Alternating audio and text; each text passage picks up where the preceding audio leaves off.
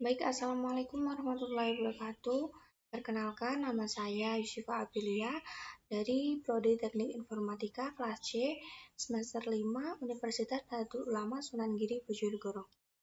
Di sini saya akan menjelaskan tentang hasil tugas saya untuk memenuhi mata kuliah perancangan analisis algoritma 2, yaitu membuat ramalan zodiak.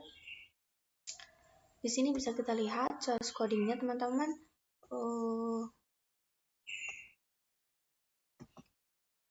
Ini adalah source codingnya.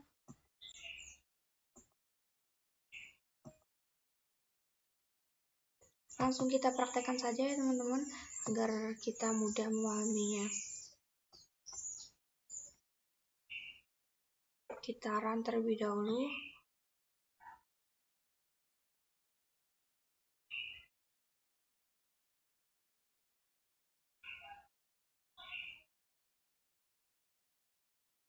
Nah, di sini akan muncul output masukkan tanggal lahir kita. Kita coba masukkan tanggal lahir dan juga masukkan bulan.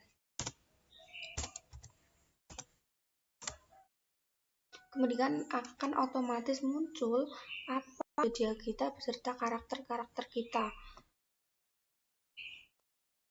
Di sini kita mencoba memasukkan data yang tidak valid ya. Contohnya data yang tidak valid itu data bulan melebihi dari 12 bulan, kemudian tanggal yang melebihi dari tanggal 31. Itu merupakan data yang tidak valid. Langsung saja kita coba. Misal masukkan tanggal 32. Kemudian bulan 13. Nah, sistem akan otomatis menangkap dan memberikan output data tidak valid. Mungkin itu saja yang bisa saya sampaikan ya teman-teman. Semoga bisa dipahami dan kita langsung saja ke penjelasan yang selanjutnya. Baik, sekarang kita masuk ke penjelasan kompleksitas algoritma. Apa sih ya kompleksitas algoritma itu? Kompleksitas algoritma adalah sebuah masalah yang dapat mempunyai banyak algoritma penyelesaian. Contoh dari masalah algoritma ini adalah pengurutan sort. Kemudian, sebuah algoritma tidak saja harus benar, tetapi juga harus efisien. Algoritma yang bagus adalah algoritma yang efisien. Efisiensi suatu algoritma diukur dari beberapa jumlah waktu dan ruang memori yang dibutuhkan untuk menjalankannya. Kemudian, algoritma yang efisien adalah algoritma yang minimumkan kebutuhan waktu dan ruang. Kebutuhan waktu dan ruang suatu algoritma bergantung pada ukuran masukan yang menyatakan jumlah data yang diproses. Ada dua macam kompleksitas algoritma, yaitu yang pertama kompleksitas waktu dan yang kedua kompleksitas ruang. Apa sih kompleksitas waktu itu? Kompleksitas waktu adalah diukur dari jumlah tahapan komputasi yang dibutuhkan untuk menjalankan algoritma sebagai fungsi dari ukuran masukan. Kemudian, kompleksitas ruang adalah diukur dari memori yang digunakan oleh struktur data yang terdapat dalam algoritma sebagai fungsi dari ukuran masukan. Nah, dengan menggunakan besaran kompleksitas waktu atau ruang algoritma, maka kita dapat menentukan laju peningkatan waktu yang diperlukan algoritma dengan meningkatnya ukuran masukan.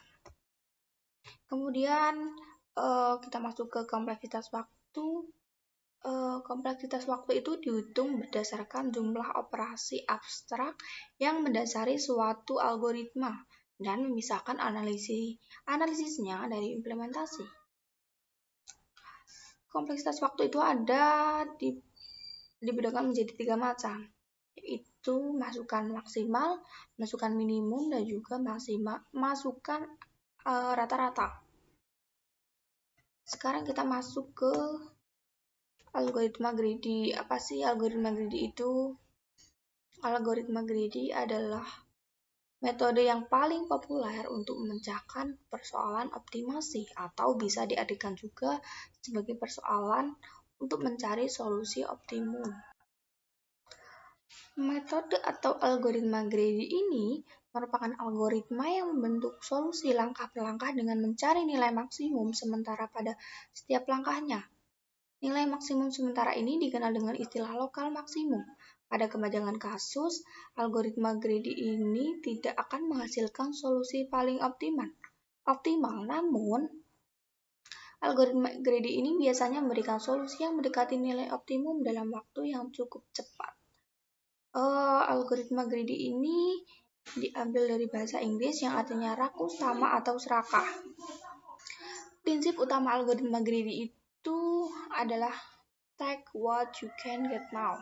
Maksud dari prinsip ini adalah pada setiap langkah dalam algoritma greedy ini kita ambil keputusan paling optimal untuk langkah tersebut tanpa memperhatikan konsekuensi pada langkah selanjutnya. Sebagai contoh, jika kita menggunakan algoritma greedy untuk menempatkan komponen di atas papan sirkuit, sekali komponen telah diletakkan dan dipasang, maka tidak dapat dipindahkan lagi. Jika kita namakan solusi tersebut dengan optimum lokal. Kemudian saat pengambilan nilai optimum lokal pada setiap langkah diharapkan tercapai optimum global, yaitu tercapainya solusi optimum yang melibatkan keseluruhan langkah dari awal sampai akhir. Baik, sekarang kita masuk ke skema umum algoritma greedy. Skema umum algoritma greedy ini memiliki elemen-elemen yang digunakan dalam penerapan algoritma greedy, yaitu himpunan kandidat, himpunan solusi, fungsi seleksi, fungsi kelayakan, fungsi solusi, dan fungsi objektif. Di sini kita akan bahas satu persatu ya. Yang pertama, himpunan kandidat, himpunan yang berisi elemen pembentuk solusi. Kemudian, himpunan solusi adalah himpunan yang terpilih sebagai solusi persoalan. Kemudian fungsi seleksi, fungsi yang memiliki kandidat yang paling mungkin untuk mencapai solusi optimal.